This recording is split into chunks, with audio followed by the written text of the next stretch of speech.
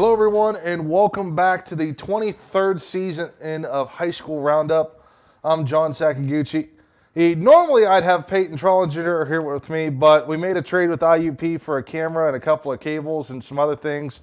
Conditional draft pick in next year's draft. And IUP got Peyton. And so I have now as my co-host, John Sape. John, how you doing, buddy? Oh, I'm doing great. It's an honor to be here. Obviously, we do miss our dear friend Peyton, but it is, like I said, it is definitely an honor to be here. Yep, so we got a lot to talk about, a lot to cover in this week's High School Roundup, as we were going to have a game of the week, but due to the holiday weekend, some of the crew members went home. However, I do have highlights for you, as I went out and shot odd highlights at the Hall of Fame game for Uniontown as they took on Brownsville this week. So we'll take a look at the highlights here.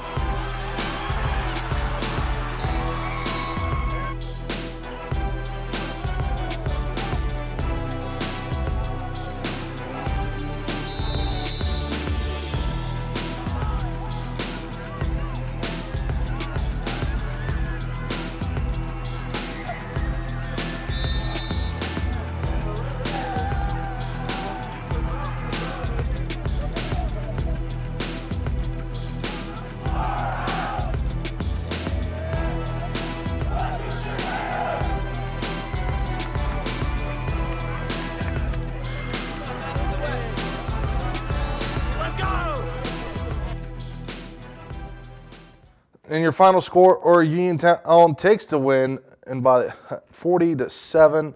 And I thought Brownsville was going to score there at the end.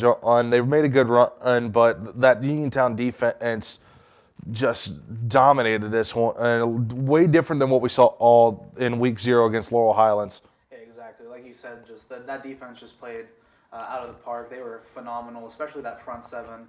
Just stifled the offense for Brownsville, and they just couldn't get anything going. And I definitely have to give a player of the game to number 24, Maurice Jackson, on that one.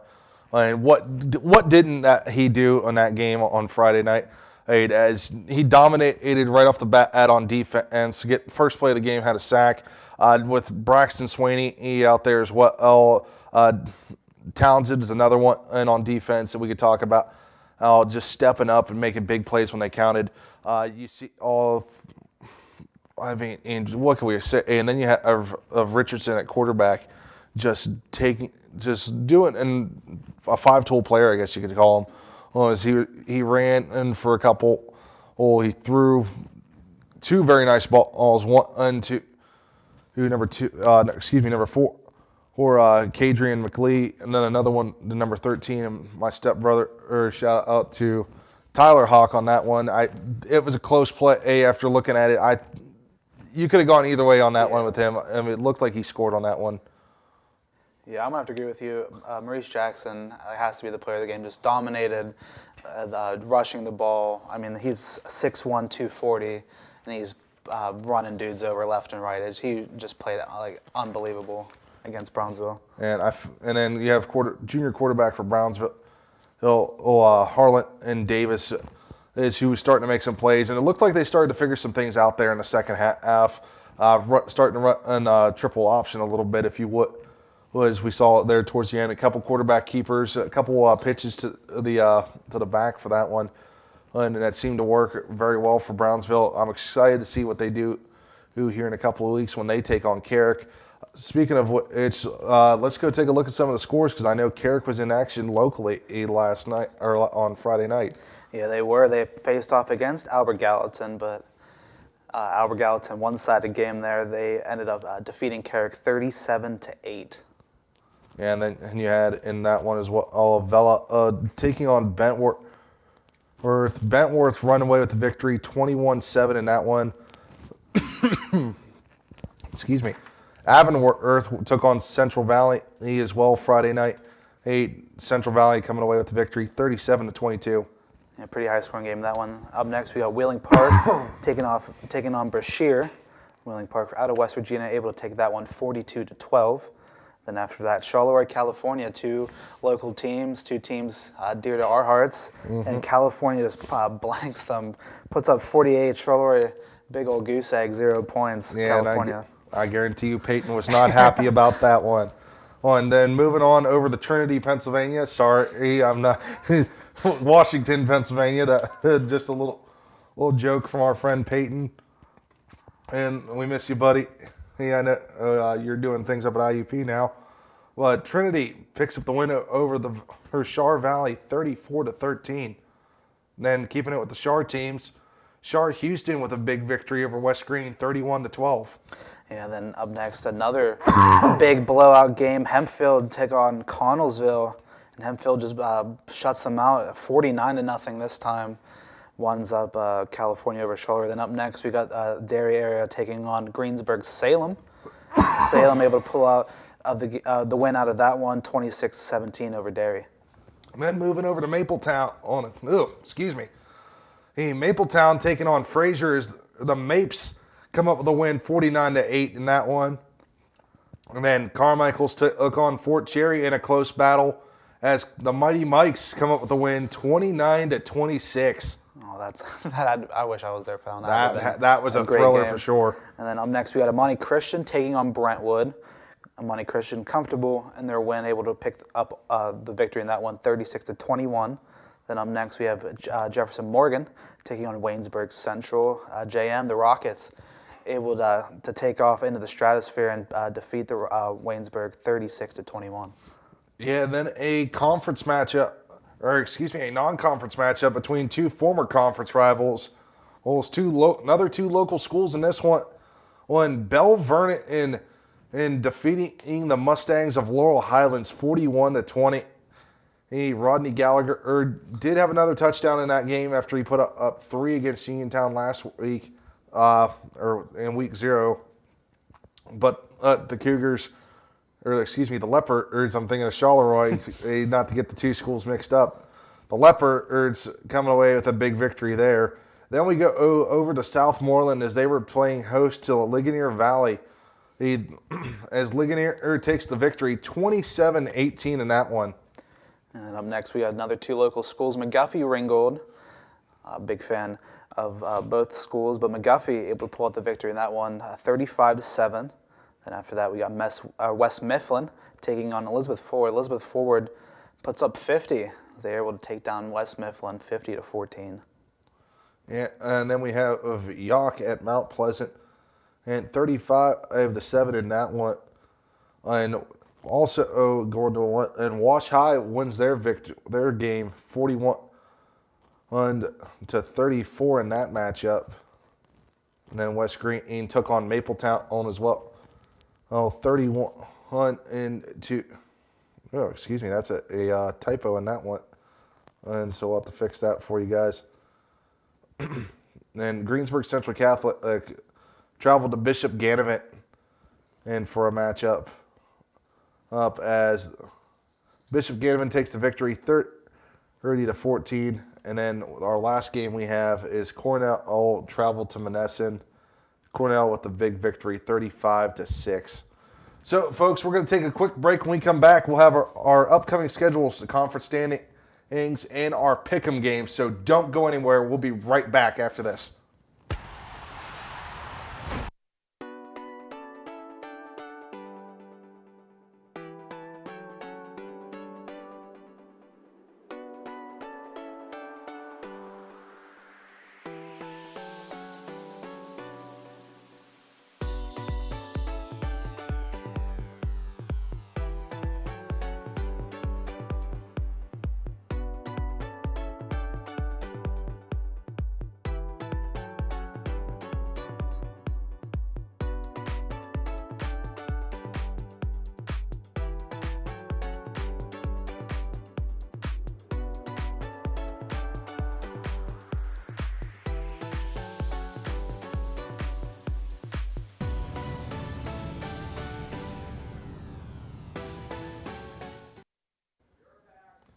Welcome back to High School Roundup here, John. We looked at the week prior with all the scores on there. There are a lot of blowout games, and we even had a couple close ones.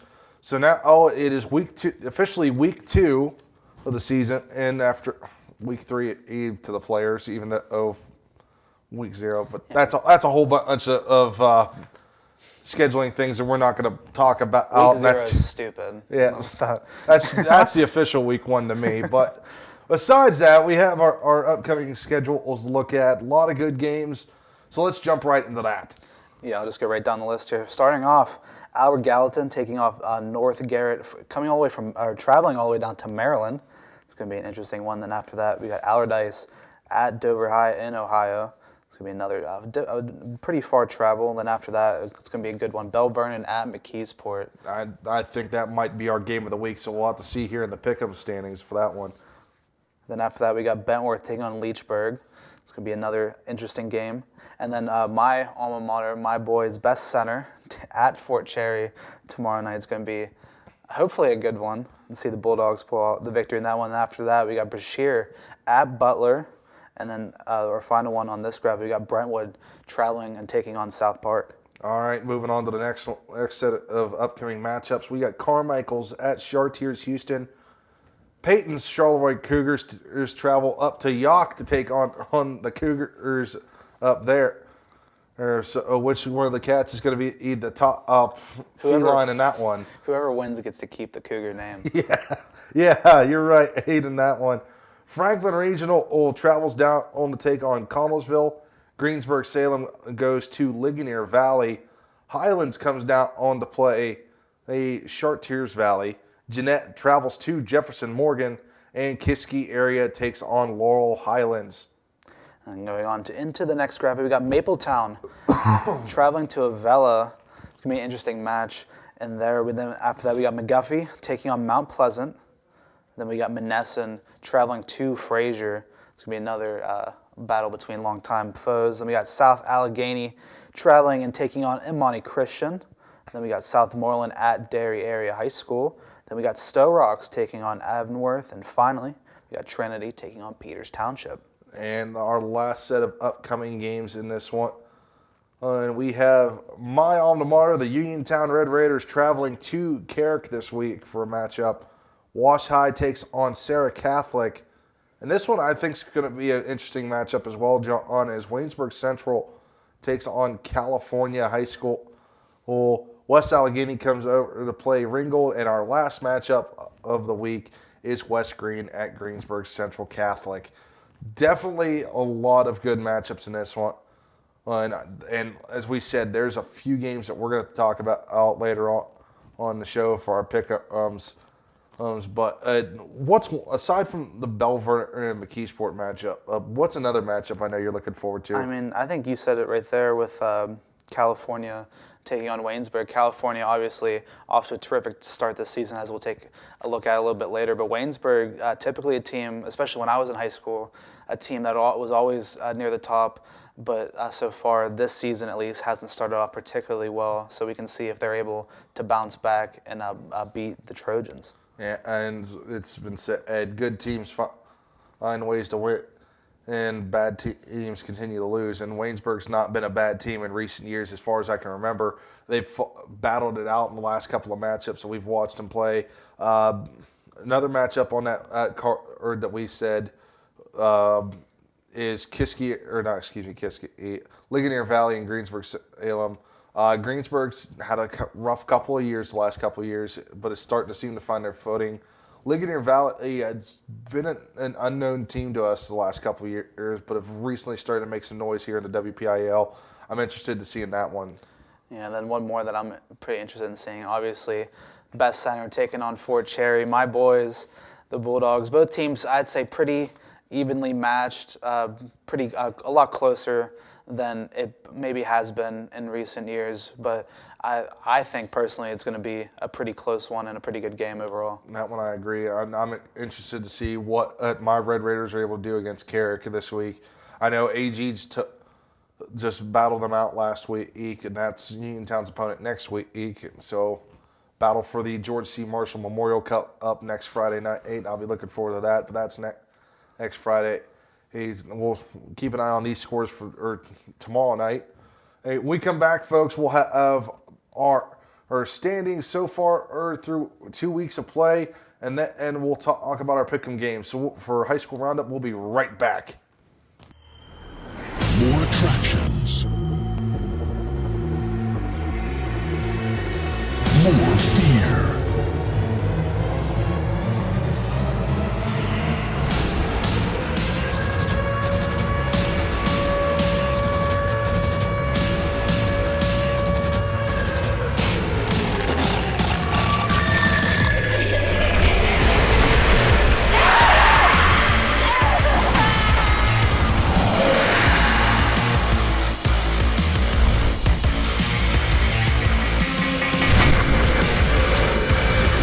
Survive the clowns in Twisted Nightmare 3D.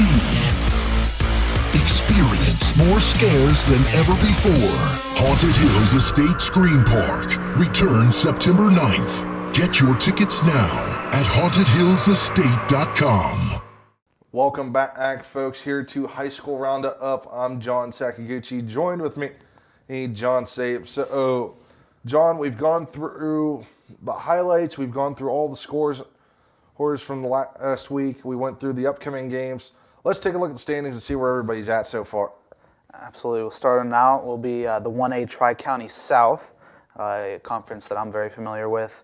All teams haven't played any games in conference so far, but going from top to bottom, Bentworth, California, Carmichaels, and Mapletown all undefeated at 2-0.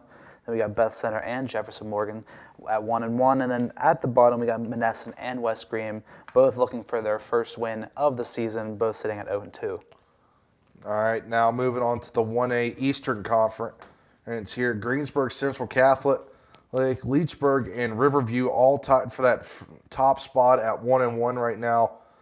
Clareton, Fraser, Jeanette, and Springdale all 0-2, looking for that first win. A couple of these schools I think could probably pull off that first victory this week, but we'll take a look at that in the upcoming schedules.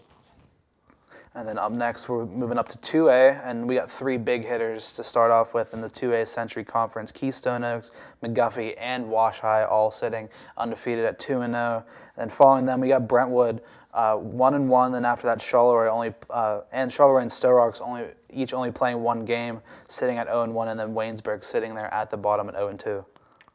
Now moving up to AAA football here in the Interstate Conference. It's one of my favorite ones to look at. Sitting undefeated 2-0 thus far are the Warriors of Elizabeth Forward, followed by Bell Vernon at 1-0.